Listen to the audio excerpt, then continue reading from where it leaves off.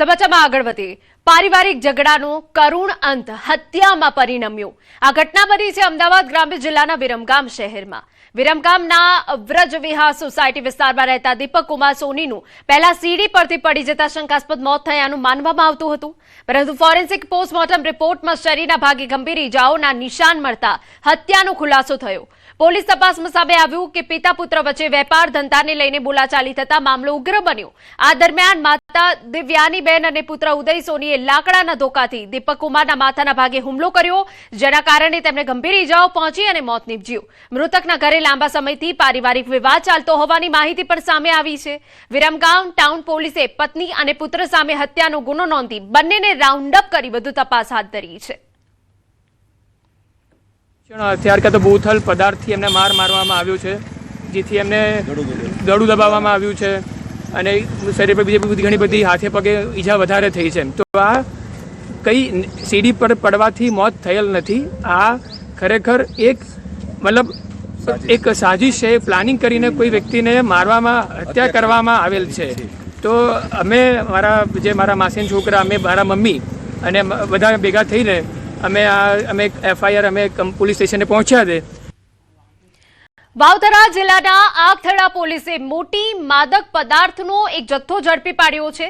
Thar ગાડીમાંથી 358.78 kilo post ડોડા જપ્ત થયા. ₹53.81 લાખના માદક પદાર્થ સહિત ₹63.71 લાખનો મુદ્દામાલ કબજે.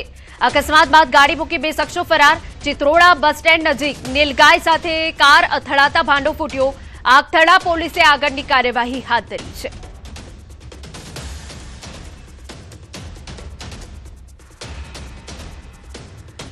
રાજકોટમાં સતત બીજા દિવસે એસએમસીના ધાવા. શહેરમાં ગ્રામ્ય વિસ્તારમાં ઝડપી પાડ્યો દારૂ. રાજકોટ જુનાગઢ હાઈવે પરથી ઝડપાયો 1.5 કરોડથી વધુનો દારૂ. એસએમસી 1.81 કરોડથી વધુનો મુદ્દામાલ કબજે કર્યો. અગાઉ 63 લાખથી વધુની કિંમતનો દારૂ ઝડપી પાડ્યો હતો. 2 દિવસમાં 2.10 કરોડની કિંમતનો દારૂ ઝડપી પાડ્યો. એસએમસીની કાર્યવાહી બાદ સ્થાનિક પોલીસ પર સવાલ ઉઠ્યા.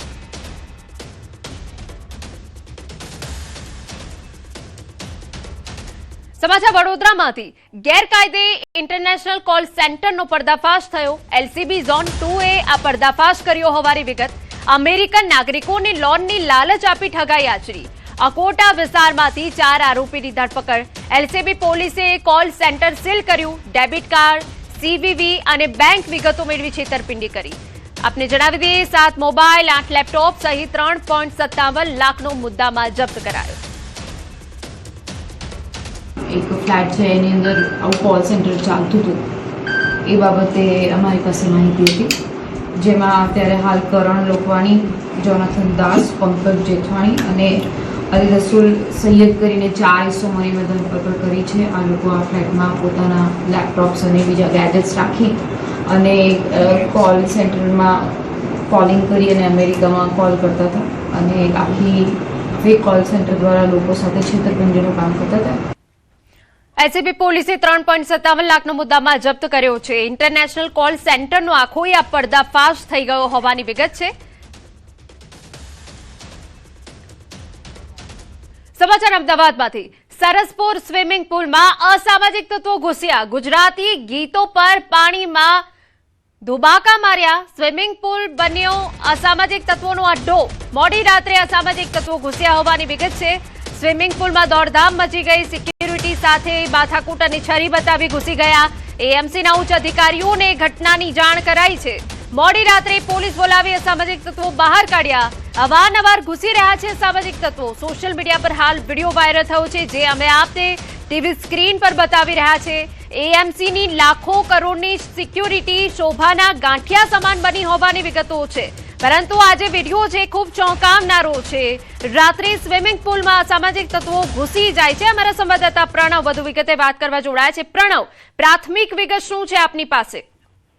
ચોક્કસ જે રીતે માહિતી મળી રહી છે તે પ્રમાણે સોશિયલ મીડિયામાં આ વિડીયો વાયરલ થયો છે અને તેની અંદર એ સ્પષ્ટ દેખાઈ રહ્યું છે કે અમદાવાદ શહેરના સરસપુર વોર્ડમાં આવેલો એએમસી સંચાલિત આ સ્વિમિંગ પુલ છે, જેની અંદર મોડી રાત દરમિયાન જ્યારે સ્વિમિંગ પુલ બંધ હતો તે સમય દરમિયાન અસામાજિક તત્વો અંદર ઘૂસી જાય છે. એ પણ જે સિક્યોરિટી છે, સિક્યોરિટીને છરી અને ધાક ધમકી આપીને 15 થી 20 જેટલા જે અસામાજિક તત્વો ઘૂસે છે અને ડીજેના તાલ ઉપર એ કહી શકાય કે પાણીમાં ધુબાકા મારી રહ્યા છે, સ્વિમિંગ પુલનો ઉપયોગ કરી રહ્યા છે. એક તરફ ત્યાંના સ્થાનિક સિક્યોરિટી પણ તેઓને બહાર કાઢવાની કોશિશ કરી રહ્યા છે, તેમ છતાં પણ તે લોકો માની નથી રહ્યા અને સાથે જ 15 થી 20 લોકોનું ટોળું છે તે સ્વિમિંગ પુલ બંધ છે તેમ છતાં પણ તેમાં ઘૂસીને સ્વિમિંગ પુલ કરી રહ્યા છે અને સાથે જ ડીજે એટલે ગુજરાતી ગીતો છે. નિલેશ પટેલ ડેપ્યુટી કમિશનર આપણી સાથે જોડાઈ ગયા છે. નિલેશભાઈ, આવી રીતે લુખ્ખા તત્વો સ્વિમિંગ પુલમાં ધુબાકા મારે છે, સિક્યુરિટીને છરી બતાવે છે, સિક્યુરિટી ત્યાંથી જતા રહે છે. આપની પાસે આ ઘટનાને લઈને હાલ કોઈ પ્રાથમિક વિગત છે? અમને અસામાજિક તત્વો સ્વિમિંગ પુલમાં ઘૂસી ગયાની ફરિયાદ મળેલી અને તપાસ કરતા જાણવા મળ્યું કે અમારા સ્ટાફે પછી PCR વાન બોલાવી, પોલીસ બોલાવી અને એ દરમિયાન એ લોકો ભાગી ગયેલા સ્થળ ઉપરથી. અને ભૂતકાળમાં પણ આવું ધ્યાન ઉપર આવતો અમે વધારાના સિક્યુરિટી ગાર્ડ મૂકી, 2 બાઉન્સર પણ સ્થળ ઉપર મૂકેલા અને પોલીસ સાથે પણ સંકલન રહી આનું કાયમી સોલ્યુશન આવે એ માટે પ્રયત્નશીલ છીએ. બિલકુલ. નિલેશભાઈ, આપના ધ્યાનમાં એવી કોઈ બાબત છે કે અવારનવાર આ અસામાજિક તત્વો મોડી રાત્રે ઘૂસી જાય છે? જે વિસ્તારની ડેમોગ્રાફી છે એ જોતા થોડા ઇસ્યુ આવતા હોય છે અને એના માટે અમે સિક્યુરિટી પણ થોડી ચુસ્ત કરી છે, વધારાના રિસોર્સ પણ લગાવેલા છે. ભવિષ્યમાં આવી ફરિયાદ ના આવે એન્શ્યોર કરાવી છે.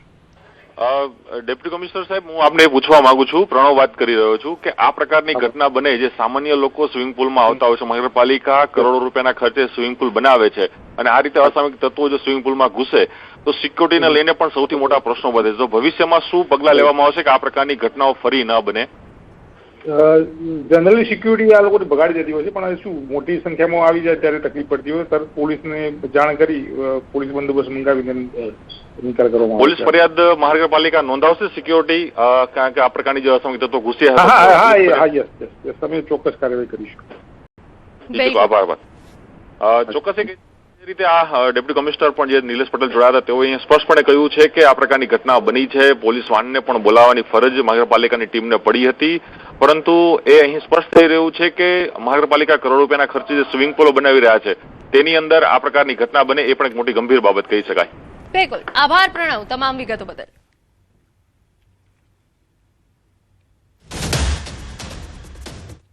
સમાચાર વડોદરામાંથી ગદા સર્કલ પાસે રાત્રે ગમખ્વાર અકસ્માત થયો. બસની અડફેટે શ્રમજીવીનું મોત.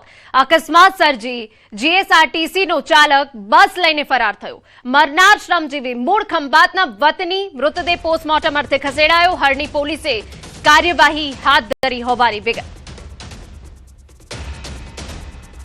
તો અકસ્માત બાદ એસટી ચાલક ફરાર થયો હોવાની વિગત છે. વડોદરામાં એસટીની અડફેટે એકનું મોત થયું હોવાની વિગત અહીંયા મળી રહી છે. આપને જણાવી દઈએ, શ્રમજીવીનું મોત થયું. પીએમ નરેન્દ્ર મોદીના પીએમ તરીકે 12 વર્ષ પૂર્ણ થતા સીએમ ભૂપેન્દ્ર પટેલે તેમનો આભાર વ્યક્ત કર્યો. સીએમએ ટ્વીટ કરીને હૃદયપૂર્વક આભાર માન્યો. મુખ્યમંત્રીએ જણાવ્યું છે કે વર્ષ 2014થી શરૂ થયેલી સુશાસન અને ગરીબ કલ્યાણની આ અવિરત યાત્રાના સાક્ષી બનવું એ તમામ ભારતીયો માટે ગૌરવની વાત છે. તો સીએમ ભૂપેન્દ્ર પટેલે આભાર વ્યક્ત કર્યો છે અને એક પોસ્ટ કરી છે. ટ્વીટ કરીને પીએમનો હૃદયપૂર્વક આભાર વ્યક્ત કરી અભિનંદન પાઠવ્યા.